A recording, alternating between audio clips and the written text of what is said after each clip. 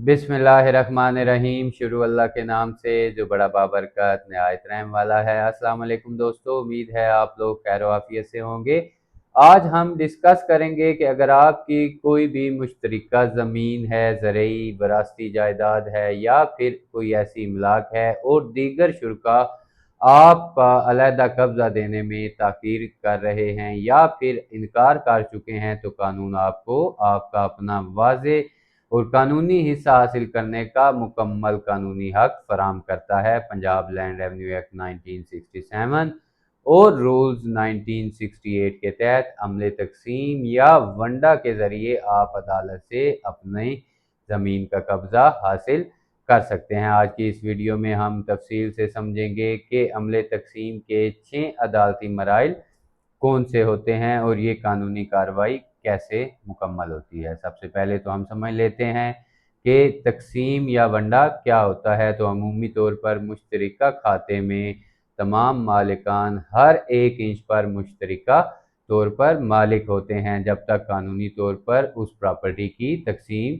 ना की जाए। कोई भी शख्स किसी मखसूस रकबे का तनहा तौर पर मालिक नहीं कहला सकता। पंजाब लैंड रेवेन्यू एक्ट के तहत रेवेन्यू अदालत में तकसीम की दरख्वास्त दायर की जाती है ताकि हर शरीक का हिस्सा नक्शे के मुताबिक अलग करके संदे तकसीम यानी कि इंस्ट्रूमेंट ऑफ पार्टीशन जारी किया जा सके। तो आए अब उन 6 मराइल को देख लेते हैं जिनके ज़रिए अदालत है या रेवेन्यू कोर्ट आपको तकसीम करके देती है। सबसे पहला मरला ये है कि अदालत में तकसीम की दरख्वास्त जमा होते ही उसका रजिस्टर्ड में इंदराज कर दिया जाता है। अदालत तमाम दीगर जो शुरका हैं उस प्रॉपर्टी में को ओनर्स हैं, को शेयरर्स हैं, उनको नोटिस जारी करती है ताकि वो हाजिर होकर अपना स्टांस या मौक़िफ़ पेश कर सकें और आइंदा समाअत की तारीख मुकर्रर कर दी जाती है।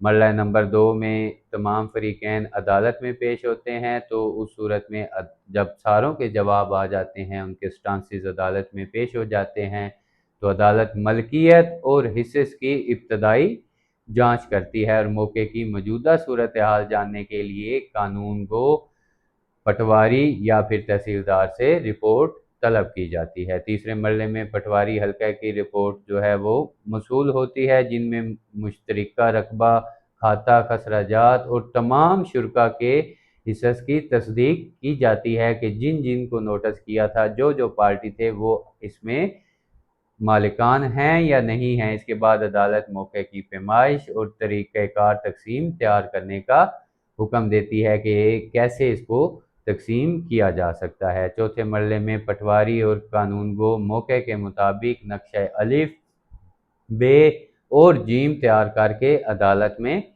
पेश करते हैं। इस मरले पर तमाम फरीकैन को नक्शे जात का मुताला करने और अपने कानूनी एतराज़ात दाखिल करने का पूरा मौका फराहम किया जाता है ताकि कल को कोई फरीक ये न कह सके कि हमें बिना बताए, हमसे बिना पूछे तकसीम का अमल कर दिया गया था। 5वें मरले में अगर किसी फरीक को नक्शे जात या फिर हिस्से की तकसीम पर एतराज़ हो, तो उस सूरत में अदालत इन एतराज़ात और फरीकैन को सुनकर फैसला करती है। एतराज़ात हटाने के बाद मंजूर शुदा जो भी नक्शा अलिफ, बे और जीम की हतमी मंजूरी दी जाती है। और छठे मरले में तकसीम की हतमी मंजूरी के बाद इंस्ट्रूमेंट ऑफ पार्टीशन यानी कि संदे तकसीम तैयार करने का हुक्म दिया जाता है। रेवेन्यू रिकॉर्ड में उसका इंदराज करके हर मालिक का अलग अलग खाता दर्ज कर दिया जाता है और यूं कार्रवाई मुकम्मल हो जाती है। इन केस अगर इस तकसीम के अमल में किसी भी मुतलका फरीक को कोई भी एतराज़ हो या कोई पेचीदा कानूनी डिस्प्यूट अराइज हो चुका हो या हक़ाइक़ पर मबनी कोई भी इख्तलाफ पैदा हो गया हो, तो मुतासरा फरीक जो है वो खामोश बैठने की बजाय कानून के मुताबिक अपील या मुतलका सिविल कोर्ट में कानूनी चाराजोई कर सकता है। मुश्तरका जायदाद की तकसीम में ताख़ीर आपके हकूक़ को मुतासिर कर सकती है। सही तरीक़ेकार और कानूनी मराहिल की आगाही आपको लंबी परेशानी से बचा सकती है। कानूनी मालूमात और मज़ीद रहनुमाई के लिए मेरे चैनल को सब्सक्राइब करना ना भूलिएगा। इस वीडियो को लाइक ज़रूर कीजिएगा और अपने दोस्तों के साथ शेयर करना ना भूलिएगा। अगर इन केस आपके पास कोई भी सवाल है, कोई क्यूरी है, तो आप कमेंट सेक्शन में पूछ सकते हैं। अगली वीडियो तक के लिए मुझे इजाज़त दीजिए। अपना और अपने कानूनी हकूक़ का ख्याल रखा करें। शुक्रिया। अल्लाह हाफ़िज़।